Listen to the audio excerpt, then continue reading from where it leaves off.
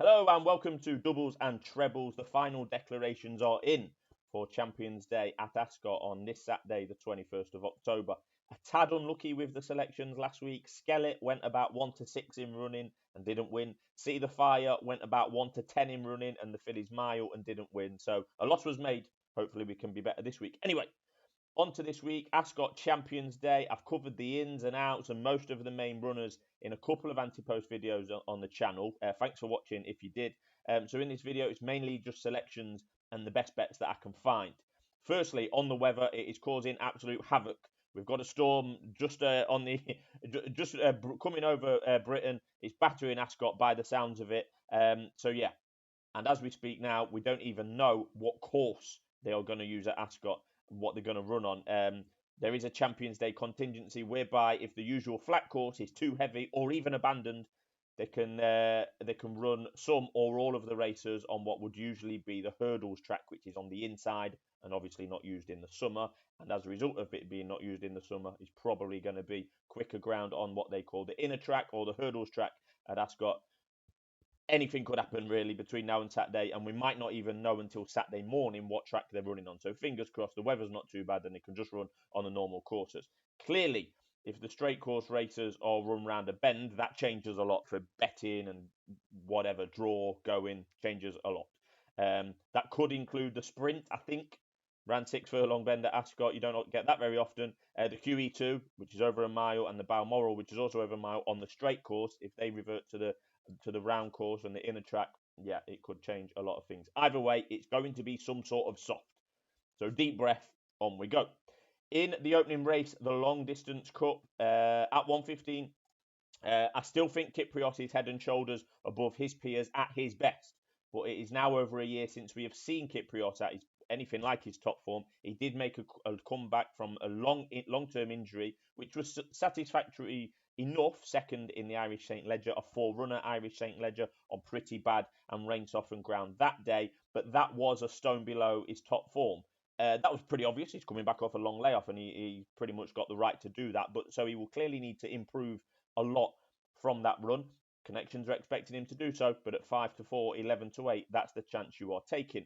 The gap between the top two in the market, Trueshan and Kyprios, has been getting smaller all week long. Trueshan loves the mud, and he's into as short as 7 to 4 now, 2 to 1 best price, and that gap between Kyprios and Trueshan is shortening. Trueshan, let's not forget, has won this race at Ascot for 3 years in a row. This would be 4 years running. Quite some achievement. Some people like me thought Trueshan was finished just a few short months ago, and he's been in what could be described as career best form, winning at Doncaster a Group 2 and then winning a Group 1 at Longchamp last time. It could be a cracker between those two. You could definitely see those two fighting out the finish, but I don't want to risk my money at those prices to see who's got the better out of those two. So I'm going further down the market, and I'm going to take a chance on Broome. I'm going to play him in 2 bets, which I'm going to detail. 40 to 1 each way, 3 places. Might well be a play, and I will be backing it. But as I've just said, I do think the top 2 will probably finish first and second. So an each way bet only playing for 1 place, isn't the usually tried and tested way to go about it. But Kyprios could blow out, and Trueshan has been quirky at times this year, although not of late. So anyway, back to Broome. He's 40 to 1. They've tried to turn him into a stayer this year, Aidan O'Brien and the boys. And although he hasn't ripped up any trees in that sphere yet, I definitely think he can finish in front of everyone else other than the big 2. I mean, the way that Broome ran in the Yorkshire Cup in August, I think you can make excuses there. He was way too far back off the pace and basically finished on the bridle at York. Then he led at Doncaster in a race that Trueshan won. Broome led that race at Doncaster at a slow pace. Neither of those races went right for him. He's back down to a more suitable trip here, 2 miles. I think anything beyond 2 miles, like the Ascot Gold Cup in June, which he ran in, and like the Doncaster Cup, which is 2 miles, 2 furlongs, I think that's too far for him. I think 2 miles is about as far as Broome wants to go. He's also got a decent record at Ascot, and he shouldn't be so big, in my opinion, in comparison to the likes of Coltrane, who surely wants quicker ground, as does Trawlerman without any question, and Sweet William, who, although he did finish in front of Broome at Doncaster, really hasn't proven himself that much beyond handicaps just yet. So, and those 3 horses that I've mentioned there, 7, 10 and 20 to 1, they're all a lot shorter than Broome. So Broome at 40 to 1, I do think he can be best of the rest in this race. Also, you can look on Bet365 are offering betting without Kyprios and Trueshan, and you're going to get 11 to 1 for Broome to win that particular race. So on the assumption that Trueshan and Kyprios finish first and second in any order they like, you can have 11 to 1 on Broome to finish third behind them. I think that's a good bet also, and I'll be betting that as well. So that'll be in the description as usual. On to the 150, the sprint. Champion Sprint. I predicted at the start of the week that the Champion Sprint could well throw up a wild result, particularly with this rain around, and you know that view still stands. Kinross is a rightful fav. He's 7 to 4. He won this race last year. He's the best horse in the race. This track on soft ground, he's a 7 furlong specialist usually, but Ascot, straight course, 6 furlongs on soft ground, suits him down to the ground, and that's what happened last year. He's 7 to 4 to repeat and go back to back this year. Just a note, Anti-Post's second favourite, Shaquille, was the notable absentee at the final deck stage. He was around 4 to 1-ish. Shaquille, he's come out. So Kinross has got the top of the market pretty much all to himself. The soft ground lovers have been well found in the market all throughout this week as the rain continues to fall. For example, The Dream is now 13 to 2, second favourite, which looks way too short, in my opinion, in this Group 1. The last time The Dream ran in a Group 1 was at Ascot in June. He was sent off 33 to 1.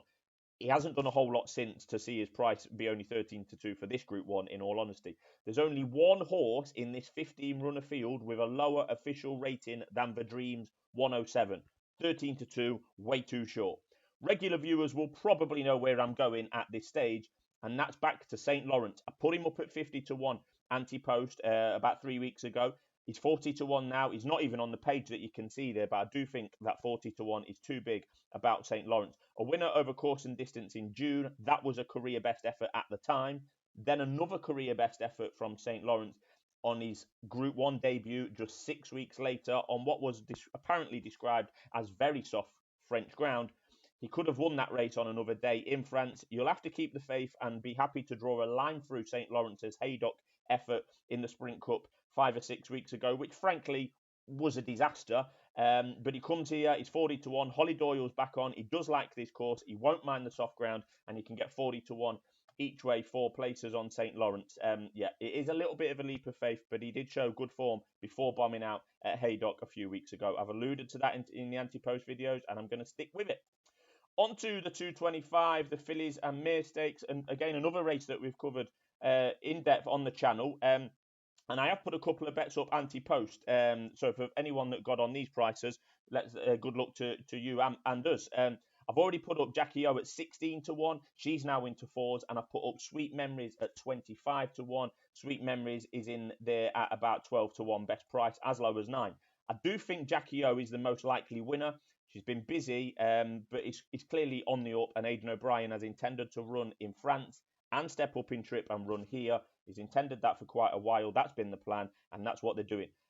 Jackie O was a career best when second by a neck in a Group 1 at Longchamp just 20 days ago.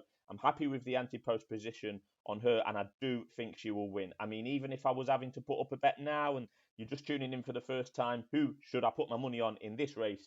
According to doubles and trebles, it would be Jackie O. I think she's still a bet at 4 to 1, but yes, we are very happy with the Anti-Post position we're in there. On to the QE2. Again, it's meant to be over the straight mile Group 1. Hopefully it maintains to be over the mile, but we'll see what the weather does and the going descriptions, etc. between now and then. There's nothing I can do about that now. This has all been about Paddington and Tahiyra in the Anti-Post previews that we've done, and I think it could be a cracking race between them. Nashwa definitely deserves a mention at this time, a Group 1 winner over a mile in her own right this year. But sticking with the top 2 to start with, Paddington lit up the first half of this season and has somewhat been forgotten a little bit towards the back end of the season after his defeat in the Juddmonte International. That was over 10 furlongs when he was odds on. That was 59 days ago. He won't want it too soft, but I mean, Paddington was going on a run of 4. I think he won 4 Group 1s in a row in a pretty short space of time. The Irish won 2,000 guineas, then he came over for the Eclipse, then he won the Sussex, and I think he won a race at Royal Ascot in between. So he lit up the early part of the season. On Monday this week, Tahiyra was as short as 9 to 4. Now she's double that price. As you can see on screen, she's 9 to 2. That just feels plain wrong to me. I thought for a while that Tahiyra could beat Paddington in this race.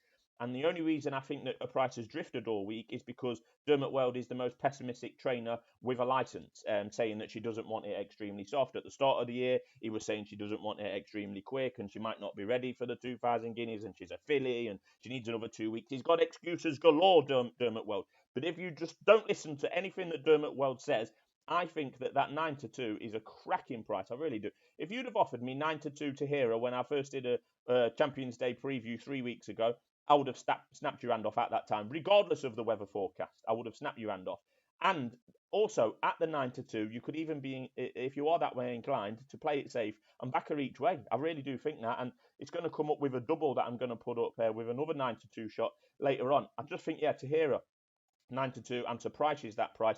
Nashwa deserves a big mention. Big Rock and Chaldean bring genuine Group 1 form to the table. Chaldean, the 2,000 guineas winner from Newmarket way back in May, hasn't been seen since June. Frankie Dettori's on. You can see why there's a bit of blue around that one. So I think them top 5 in the market, then there is a gap to the likes of Factor, Cheval, and Angel Blur, who was supplemented for this race, Rogue Millennium, Check and Challenge, and you can see that in the prices.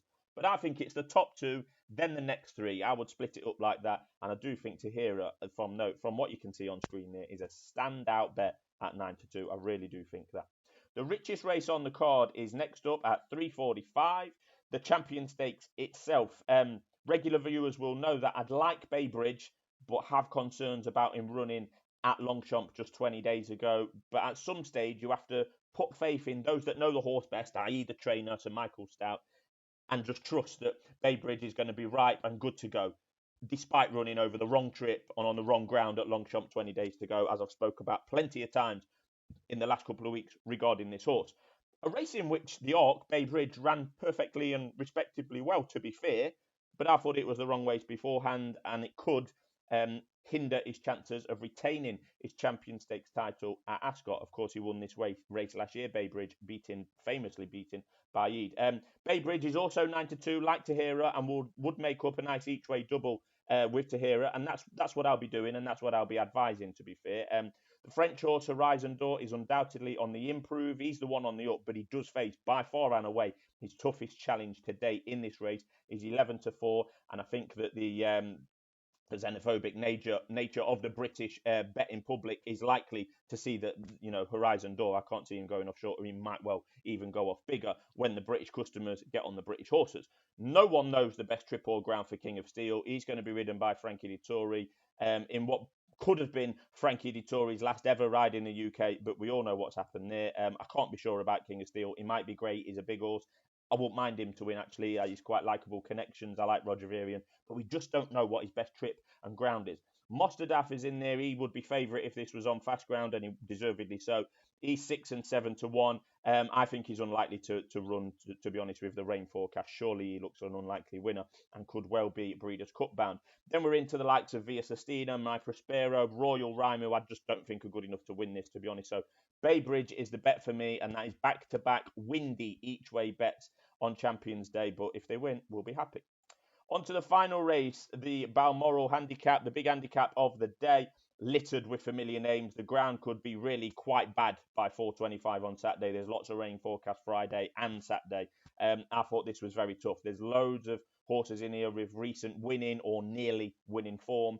12 of the 20 strong field are rated 100 or more, so you'll need a group class type performance to win this, that is for sure.